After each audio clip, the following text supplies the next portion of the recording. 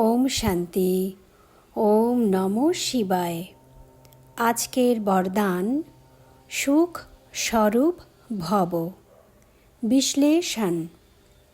সদা এমনটা ভাবা উচিত যে প্রাপ্ত হওয়া গডলি লটারি যদি পুরো কাজে না লাগাই তবে খুশি ও সুখ কিভাবে অনুভব করব।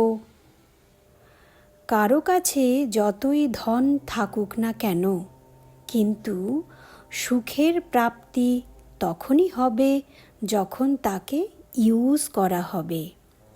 ইউজ না করলে শুধু দেখে খুশি হবে, কিন্তু ওর দ্বারা যে সুখের প্রাপ্তি হওয়া চাই তার অনুভব হবে না। তেমনি লটারিটা তো মিলেছে, কিন্তু তাকে ইউজ করা অর্থাৎ জীবনে ধারণ করা, তা না হলে সুখের, আনন্দের, খুশির অনুভব করতে পারবে না। তো আজ আমরা বরদানে কি জানলাম? বাবা বলছে সুখ স্বরূপ ভব, সুখ স্বরূপ হতে বলছে, কিন্তু সুখ তো আমাদের সবসময় থাকে না। কখনো আছে, কখনো নেই, কখনো দুঃখ, কখনো অশান্তি, কখনো টেনশন, অনেক কিছু। তো তাকে তো সুখ বলা যায় না।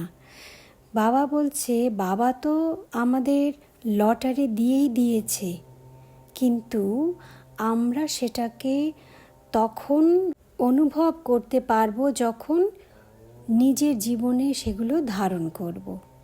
বাবা উদাহরণ দিয়ে খুব সুন্দর বুঝিয়েছে যে কারো কাছে অনেক টাকা পয়সা রয়েছে, কিন্তু সেই টাকা শুধু থাকলেই তো সুখ হয় না।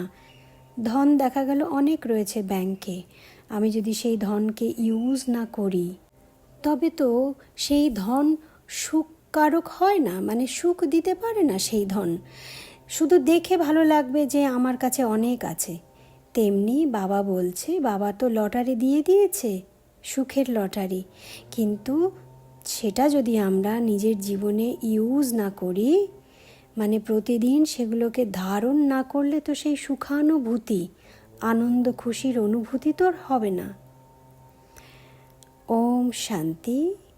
ওম নমো শিবায়।